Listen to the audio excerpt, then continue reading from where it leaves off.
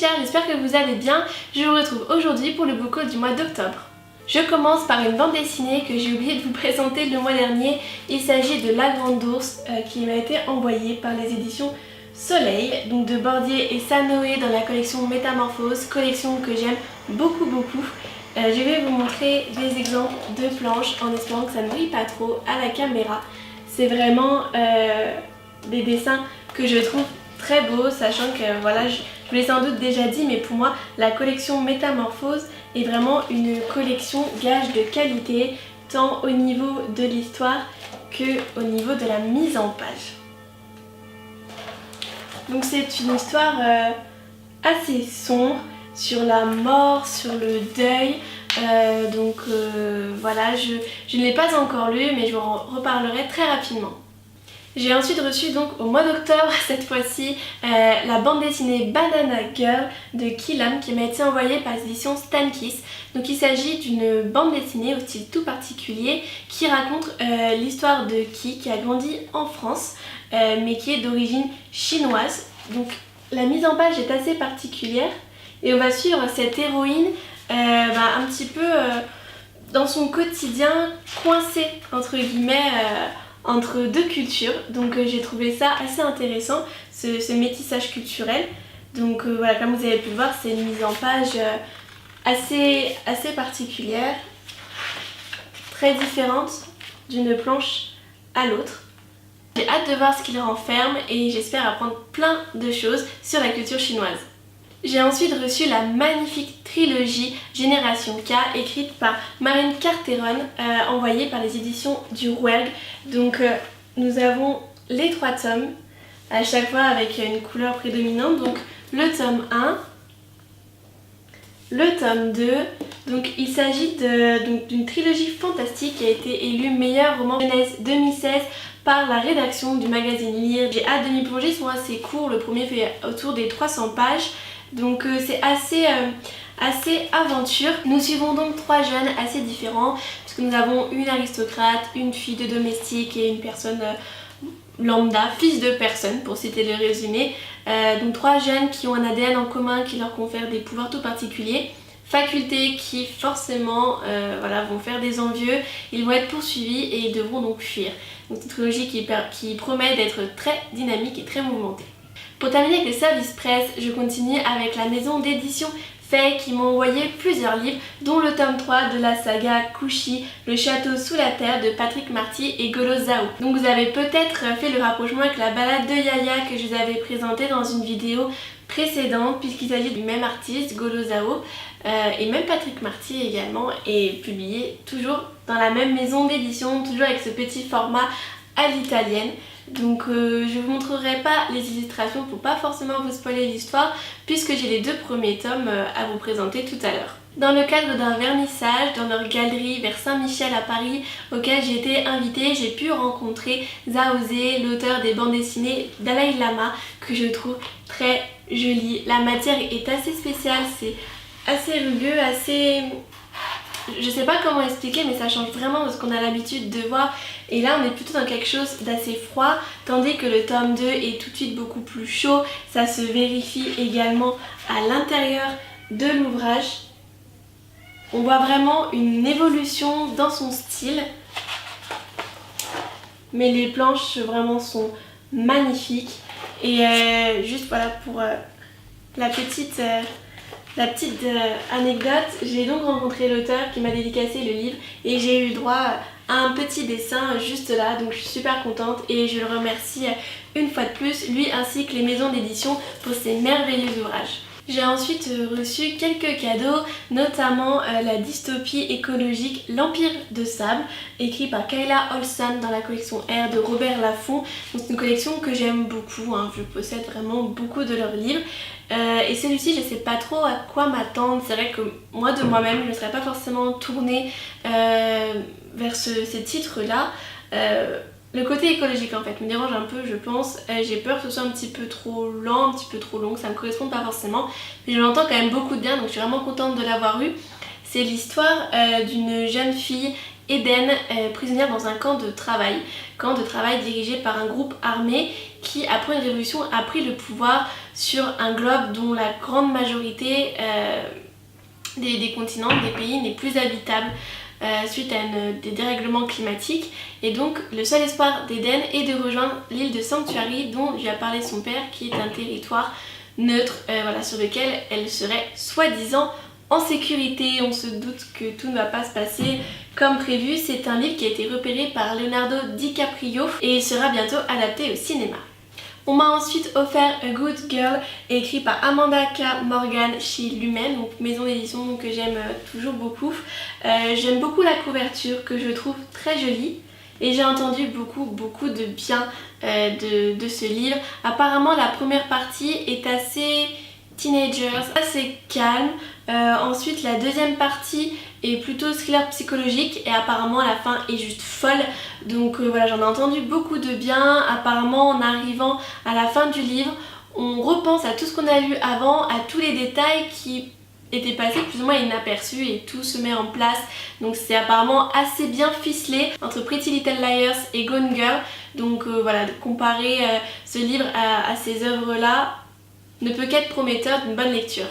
J'ai ensuite reçu X de Thomas Holt-Ovelt aux éditions Brajlon. Je suis très heureuse d'avoir ce livre, il me faisait très envie. Voilà, Halloween est déjà passé donc je ne lirai pas pour cette fête là, mais en tout cas j'essaie de lire rapidement tant qu'on est un petit peu dans le mood automne. Donc déjà rien que le blurb de Stephen King, brillant et totalement original. Moi Stephen King c'est un auteur que j'aime beaucoup, je possède beaucoup de ses livres, il est très important pour moi, voilà, c'est vraiment quelqu'un que je suis, quelqu'un que j'aime, ça fait un petit peu bizarre dit comme ça, mais voilà, c'est vraiment un auteur qui compte pour moi, donc ceux qui l'aiment, je l'aime aussi en général, donc voilà. Au niveau de l'histoire, on est dans une petite ville américaine, Black Spring, où vit une sorcière qui possède les yeux et la bouche cousus et qui rentre un peu à sa guise chez les gens. Les gens ont fini par s'habituer à sa présence puisque si le secret s'ébruite, la ville disparaîtra, sauf qu'un jour un groupe d'adolescents décide de braver les règles et plonge la ville dans un atroce cauchemar. J'en ai entendu beaucoup de bien, il est comparé à un Stephen King, il est comparé à du Spielberg, donc voilà des références au top, donc j'ai hâte de lire. Je passe maintenant au livre que j'ai moi-même acheté. On commence par un tout petit poche, L'Alchimiste, les secrets de l'immortel Nicolas Flamel par Michael Scott aux éditions PKJ. J'en ai entendu pareil beaucoup de bien, je ne connaissais pas du tout et j'ai découvert ça sur Instagram. J'aime beaucoup la couverture et par rapport au grand format, ils ont vraiment respecté la charte graphique, ce qui fait que j'ai préféré pour une fois acheter des poches. Ça fait longtemps que j'ai du grand format. Donc voilà, au niveau du résumé, on ne sait pas grand chose, simplement qu'un manuscrit ancien a disparu, que le monde moderne court à sa perte et que seuls Josh et Sophie sont capables de sauver l'humanité et ils vont rentrer dans la plus grande légende de tous les temps. Donc vous, je ne sais pas, mais moi ça me donne très envie. J'ai ensuite enfin trouvé le tome 1 des Gardiens des Cités Perdues de Shannon Messenger, paru aux éditions Lumen. Je suis super contente, ça fait très longtemps que j'en entends parler. Donc je vous montre la couverture qui est très jolie avec du fer à dorer sur le titre et je sais pas vous, mais moi à chaque fois que je regarde j'ai l'impression que les enfants sont sur une locomotive. Je sais pas pourquoi, enfin voilà. Alors qu'en fait non pas du tout, ils sont juste sur un poteau et un pilier et voilà, mais bon voilà, je sais pas pourquoi, pour moi ils sont sur une locomotive. Enfin bref, c'était un livre, au début je pensais que ce serait assez jeunesse et en fait après les avoir vus en vrai, après avoir vu la taille qu'ils font et ce qui dégage entre guillemets, finalement je me suis laissée tenter. Après tout Harry Potter est bien rangé aussi en jeunesse, en librairie, donc pourquoi pas. On rencontre donc cette jeune fille là qui s'appelle Sophie et qui a le pouvoir d'entendre les pensées des gens et elle va se faire un jour accoster par un autre jeune homme qui va lui apprendre qu'elle n'est pas humaine et qui va la ramener dans un royaume qu'elle a quitté 12 ans plus tôt et là elle va retrouver des amis, retrouver des ennemis.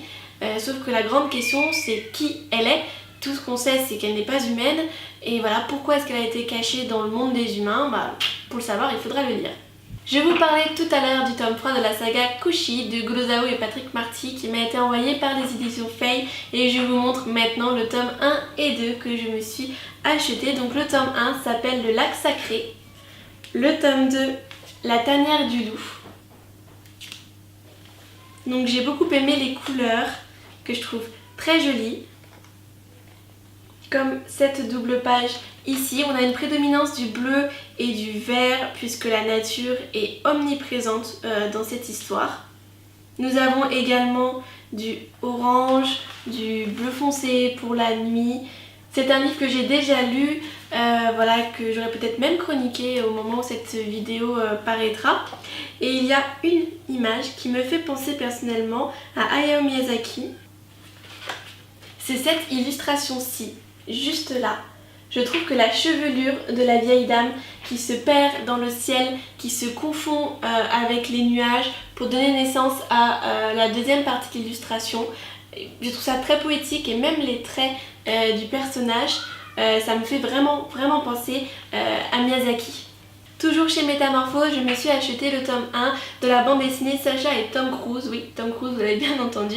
Tome 1, Les Vikings. C'est une très belle bande dessinée, comme toute cette collection, avec un aspect rugueux. Enfin, il y a plein de petits points qui ressortent. Donc voilà, comme d'habitude, même l'intérieur de couverture est illustré. Et pour vous montrer un petit peu le site, ça change un petit peu de ce que j'ai pu vous montrer jusqu'à présent. Mais j'aime bien les choses qui sortent de l'ordinaire et celle-ci ne fait pas d'exception à la règle. Donc je n'ai pas lu le résumé, donc je ne pourrais pas vous en dire plus. J'ai envie de me laisser la surprise, surtout pour des ouvrages comme ça qui se lisent assez rapidement quand même. Je préfère me garder la surprise et découvrir au fur et à mesure. Je vous mets quand même le résumé, je ne sais pas si vous arriverez à le lire, mais c'est parce que j'aime beaucoup le petit chien ici. Enfin le petit chien, ce qui ressemble à un petit chien, mais bon. J'en saurai plus quand je l'aurai lu. J'ai ensuite trouvé chez Book Off 2 bandes dessinées en occasion. Maliki, donc tome 1 Une rose à la mer et tome 2 Bois la vie en rose. Ce sont des bandes dessinées qui ne sont pas très connues, qui sont sorties il y a un petit moment maintenant. Et j'ai réussi à trouver les 2 premiers tomes, donc je suis très contente. J'avais découvert ça dans une story Instagram. Et j'ai décidé de me laisser tenter, surtout que voilà, avec des petits chats, moi je me reconnais, donc en plus ça me fait rire parce qu'à la fin elle parle voilà, de choses et d'autres, de scénarios, de la vie, de ce qu'elle est, ça, donc des choses un petit peu profondes quand même. Et les 2 chats à côté qui la regardent, et à la fin il y a 3 petits points, donc un temps de silence, et à la fin elle dit vous avez faim, c'est ça. Et ça, je trouve que c'est excellent parce que bon, les gens qui ont des chats se reconnaîtront et même ceux qui n'en ont pas se doutent un petit peu. Et c'est vrai que c'est vraiment... voilà, enfin les animaux, quand ils nous courent après et qu'ils sont tout gentils, tout câlins, la plupart du temps, il y a quand même une idée en tête. Donc je vais vous montrer les illustrations que j'aime beaucoup, je trouve ça très dynamique. On a pas mal de planches différentes, par exemple cette double page là. Donc... voilà, c'est des petites scénettes et je connaissais pas du tout. Vraiment, j'ai vraiment découvert ça par hasard. J'ai même du mal à trouver les autres tomes, donc je pense que je les commanderai sur internet plutôt, parce qu'en librairie je ne les trouve pas. Donc voilà, dites-moi vous en commentaire si vous connaissez et ce que vous en avez pensé. J'ai ensuite trouvé chez Gibergen des bandes dessinées, enfin des comics plutôt, le tome 2 de Monstress de Marjorie Liu et Sana Takeda. Il n'y avait que le tome 2, du coup en rentrant chez moi je me suis commandé le tome 1, L'éveil. Donc ce sont des livres que je n'ai pas du tout l'habitude de lire. Déjà les BD c'est assez nouveau pour moi, les mangas encore plus, mais alors tout ce qui est comics j'en ai jamais lu, j'aurais tendance à dire. Donc c'est assez sombre. Assez sombre avec pas mal de créatures surnaturelles, mais j'ai beaucoup aimé les dessins. J'essaie de vous trouver une illustration sur laquelle je suis tombée l'autre jour en feuilletant. C'est celle-ci, l'illustration de pleine page que je trouve très belle. Il y a beaucoup de détails, mais en même temps je trouve que les traits des personnages sont assez doux, comme par exemple juste ici.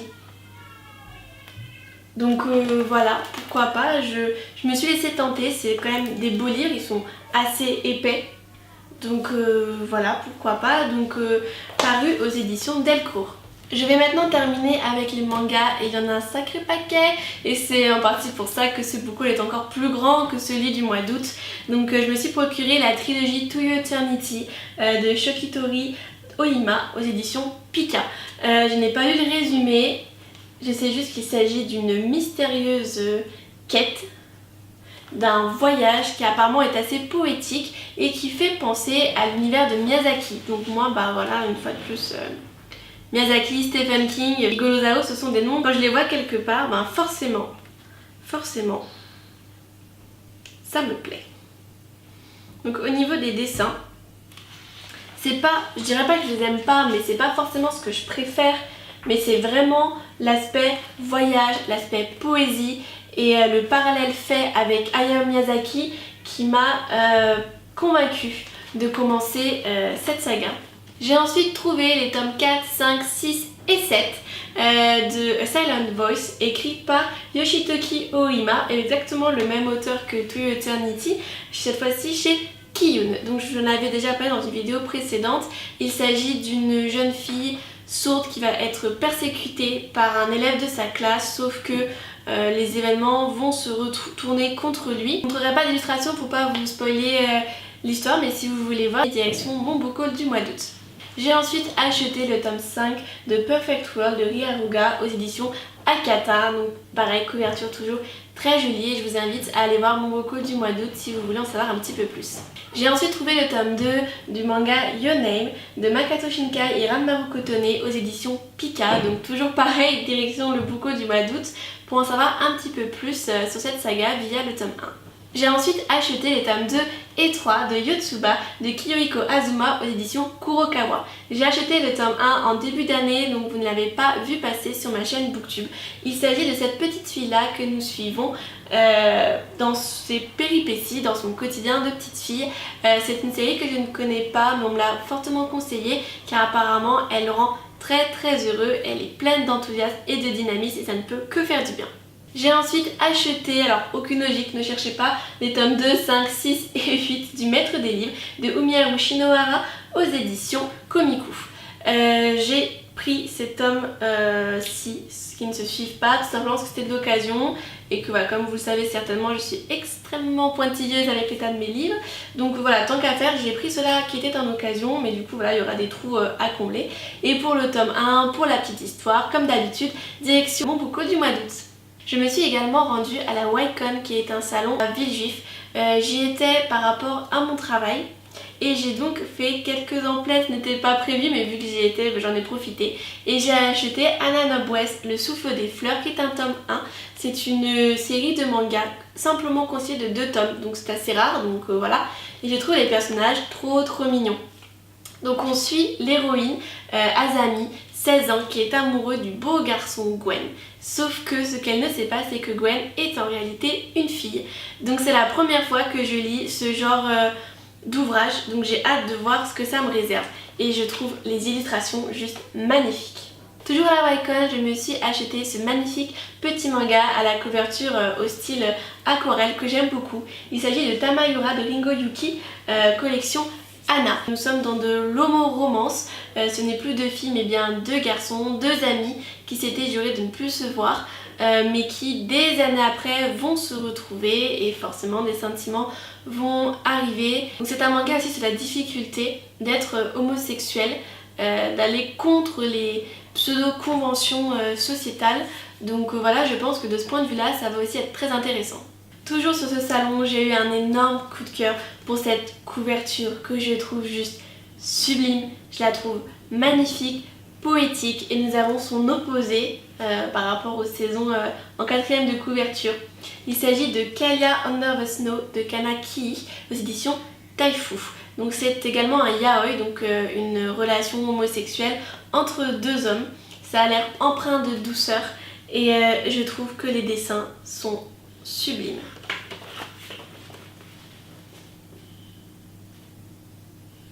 J'ai vraiment eu le coup de cœur pour la couverture et c'est pour ça que j'ai décidé de tenter. C'est le premier manga en arrivant sur le salon que j'ai repéré et mes achats ont commencé par celui-ci.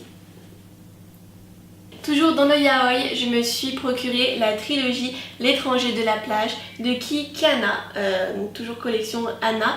Donc en fait il s'agit d'une trilogie mais le premier s'appelle L'étranger de la plage et le 2 et le 3 L'étranger du Zéphyr. Tout simplement parce qu'au début l'auteur avait simplement sorti ce tome-là. Et comme ça a bien marché, elle a décidé de faire une suite. Et je trouve les dessins des couvertures très très beaux. Je trouve que ça change, que ça a même un aspect animé par rapport aux autres, qu'on est plus dans la scène, l'action, ouais, un peu comme l'animé en fait, plus que vraiment dans le dessin. Et voici pour les illustrations. Et enfin, pour terminer, je me suis fait un petit plaisir pour me féliciter d'avoir décroché un nouveau contrat en tant que community manager. Je me suis pris les tomes 3, 4, 5, 6, 7, 8 et 9 de la saga Roji de Keisuke Kotobuki aux éditions Kiyun. Donc je vous avais déjà présenté le tome 1 et 2 dans le book haul du mois d'août, comme d'habitude. Donc je vous montre les couvertures. Donc c'est quelque chose de très kawaii, de très mignon. Je sais pas si vous connaissez, j'ai pas l'impression que ce soit vraiment hyper connu, je les trouve rarement en magasin, rarement en librairie, rarement à la FNAC.